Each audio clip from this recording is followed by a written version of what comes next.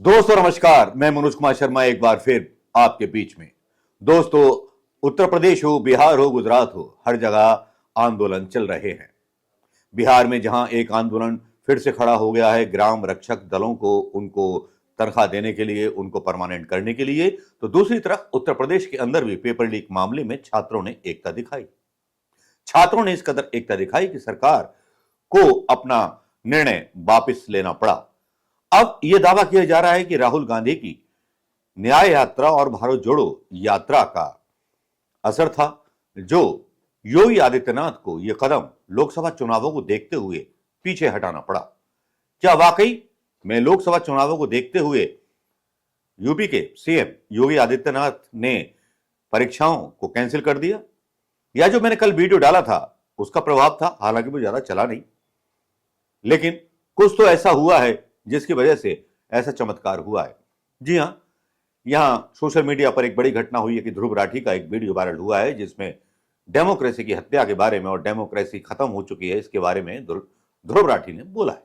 लेकिन चलिए कांग्रेस का पक्ष मानते हैं और जानते हैं कि किस तरह से राहुल गांधी ने ललकारा था देश के युवाओं को अपने उस भाषण में।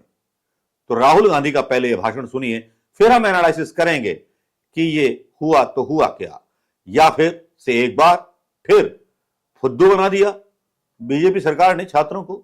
इस पर भी डिस्कशन करेंगे। लेकिन राहुल गांधी का यह वीडियो देखिए जिसमें वो सीधे सीधे सवाल उठाते हैं बेरोजगारी पर, जिसको प्रधानमंत्री जी जोड़ देते हैं कि राहुल गांधी ने युवाओं को नशा करने वाला बता दिया, यानी कि नशा करने वाले लोगों की जो है तरफदारी करते हुए नजर आते हैं प्रधानमंत्री मोदी जी। वाराणसी के युवाओं को नशे में डूबा हुआ देख करके उनकी तरफदारी करना यह खूबी हो सकती है एक प्रधानमंत्री की। लेकिन चलिए, राहुल गांधी ने जब यात्रा शुरू की तब उन्होंने क्या क्या बोला। 73% हिंदुस्तान का जो पेपर शेयर है, जो इस देश को चलाता है, जो इस देश को आगे ले जाता है, वो सो गया है, डर गया है। ये देश की सच्चाई है। आप कहो जितना कहना है अग्निवीर नहीं होगा, अग्निवीर नहीं होगा, नहीं होगा। 73% में दम नहीं है। होगा, कैसे नहीं होगा? अदानी ने डिसाइड किया होगा, होगा। नरेंद्र मोदी ने डिसाइड किया होगा, होगा। 90 ब्यूरोक्रेट्स ने डिसाइड किया है, होगा, होगा। दम नहीं है तुम में। अब सुनो, 90 लोग घंटे चलाते हो समथिंग यहाँ पे रोजगार नहीं, मतलब जैसे व्हाट्सएप मैसेज, वीडियो, रील, ये आप कितने घंटे देखते हो? 12 घंटे। ये 12 घंटे। अब ये 12 घंटे क्यों देखता है और 12 घंटे देखते हैं? भैया हिंदुस्तान में रोजगार ही नहीं है।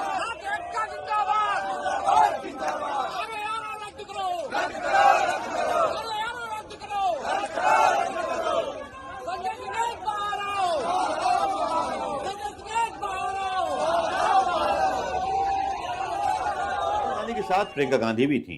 उन्होंने बताया कि जब हम सरकार में इलेक्शन लड़ रहे थे तब हमने ये योजना जिसके बारे में बोल रही है, जॉब गारंटी योजना के बारे में और पेपर जो लीक हो जाते हैं इसके स्कैम को रोकने के लिए भी हमने कुछ कदम उठाए थे, लेकिन हम हार गए। जब मैं यहाँ आई थी 22 में तो मैंने आपसे कहा था कि हमने एक घोषणा पत्र बनाया था, उसमें हमने एक पूरा प्लान बनाया था, एक पूरी योजना बनाई थी कि ये जो पेपर लीक बार बार होते हैं इसको रोकने की क्या योजना हो सकती है।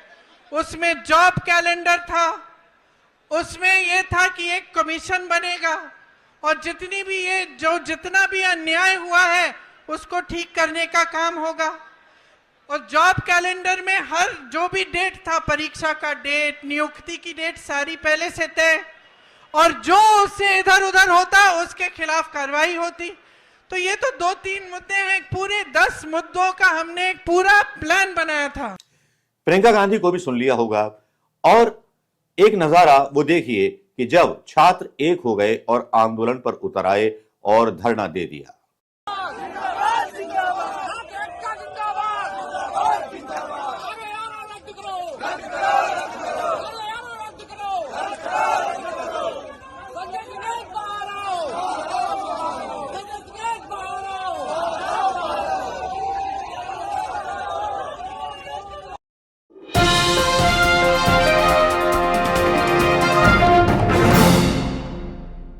ये धरना दिया इन छात्रों ने या जो अभ्यर्थी थे उन्होंने, और जो बोल रहे थे धरने में, क्या वो राहुल गांधी की बातों का प्रभाव था जिसमें कहा कि तुम मर चुके हो, मुर्दा हो चुके हो, देश का बब्बर शेर सो रहा है, उन बातों का प्रभाव था, या फिर योगी जी को लोकतंत्र की चिंता थी, जो योगी सरकार बुलडोजर चलवा देती है, या इस योगी सरकार को चुनाव की चिंता थी, लोकसभा चुनाव की, जिसमें बहुत भयंकर डैमेज होने का अंदेशा भारतीय जनता पार्टी की अंदर खाने वाली सर्वे वाली रिपोर्ट ने दिया है, जिसमें कहा गया है कि उत्तर प्रदेश के अंदर एक लावा खदबदा रहा है। और पेपर लीक के मामले के बाद तो ये और बढ़ गया था, क्योंकि जो पेपर लीक हुआ उसमें भर्ती होने वाले अधिकतर लोग वही हिंदू युवा थे जिन्होंने भारतीय जनता पार्टी को वोट दिया था। और आप इसमें देख सकते हैं योगी जिंदाबाद के नारे लगाए गए। जब योगी ने अपना जो था परीक्षा निरस्त की और बोला कि 6 महीने बाद परीक्षा होंगी, 6 महीने बाद, और 6 महीने का समय लेना, ये कहां तक सही है? क्या कोई राजनीतिक मजबूरी थी या प्रधानमंत्री जी का कोई रात में कॉल आया था? है क्या कहानी ये? चलिए इस कहानी का विश्लेषण करते हैं। लीक होता है, पेपर लीक होने के बाद सारे लोग, कोई भी भारतीय जनता पार्टी का नेता अपने ऊपर जिम्मेवारी लेने के लिए तैयार नहीं होता, ना सरकार तैयार होती है। केशवनाथ मौर्य भी पेपर लीक को बताते हैं कि पेपर लीक हुआ ही नहीं, ये झूठी अफवाह विपक्ष के द्वारा फैलाई जा रही है। लेकिन जब गुस्सा और बढ़ गया, जब छात्र अंदर घुस आए और छात्र जो थे आंदोलन करने लगे, तब निर्णय लेना था कि लोकसभा चुनाव पास में है। अगर इन हिंदू युवाओं का आक्रोश फूटा तो ये घर घर जाएगा। यकीन जानिए 60,000 की भर्ती पर लाखों लोगों का आ जाना, लाखों के परिवार और लाखों वोटों को मल्टीप्लाई कर दें तो वोटों से तात्पर्य तो रखता था। ये भी लगता है कि मोदी जी की प्रशंसा में जो ट्विटर पर आज ट्रेंड हुआ, योगी आदित्यनाथ जी धन्यवाद धन्यवाद, आपके हम जो है बहुत कर्जदार हैं कि आपने परीक्षा रद्द कर दी। सोशल मीडिया पर ऐसे वीडियो ही वायरल हुए कि योगी जी के परीक्षा निरस्त करने के बारे में जैसी फैसला आया, लोग योगी जिंदाबाद के नारे लगाते हुए नजर आए। लेकिन क्या योगी जी ने जो परीक्षा निरस्त की है, क्या उस पर भरोसा कर सकते हैं उत्तर प्रदेश के युवा? उसका एक सबसे बड़ा कारण यह है कि लोकसभा चुनाव पास में और 2-3 महीने के अंदर ही ये चुनाव हो जाएंगे, घोषणा हो जाएगी। लेकिन लोकसभा चुनाव जीतने के बाद लोकसभा के वोटों पर जो निशाना साधा जा रहा है, लोकसभा के चुनाव जीतने के बाद क्या 6 महीने में ये लोग फिर से परीक्षा दे पाएंगे? या परीक्षा देने का अधिकार किन लोगों को मिलेगा? इनमें से कुछ लोग परीक्षा की आयु सीमा से बाहर निकल चुके होंगे, या जो इस समय आयु सीमा है वो उस समय कंसीडर की जाएगी, या फिर से 400 रुपए का फार्म बेचा जाएगा। कहते हैं कि 17 लाख अभ्यर्थी आए थे और इतना बड़ा घोटाला हुआ है। क्या उनके पैसे वापस दिए जाएंगे, या अगली बार जब परीक्षा देंगे तो उनसे बिना कोई फीस लिए उनको एंट्री दी जाएगी? लगता है कि योगी जी जानते हैं कि उत्तर प्रदेश की जनता को मूर्ख बनाना कितना आसान है। 1 महीने के अंदर करा सकते थे पेपर, री एग्जाम करा सकते थे, लेकिन 6 महीने का टाइम लिया गया है लोकसभा के बाद। तब पता नहीं कौन कौन से नए कानून फिर से पारित हो जाएंगे। क्योंकि मैं जानकारी के लिए बता दूं, देश की संसद ने हमारे आईपीसी की धारा को बदल करके भारतीय दंड संहिता कर दिया है। अब धारा 302 को बदल करके 111 कर दिया है। इस पर भी एक डिटेल वीडियो बनाऊंगा आपके बीच लेकर के कि किस तरह से कानून के साथ छेड़छाड़ की गई है। अब रेप वाले व्यक्ति को फांसी की सजा नहीं दी जाएगी, उसकी अधिकतम सजा उम्र कैद होगी जो गैंग रेप करेगा।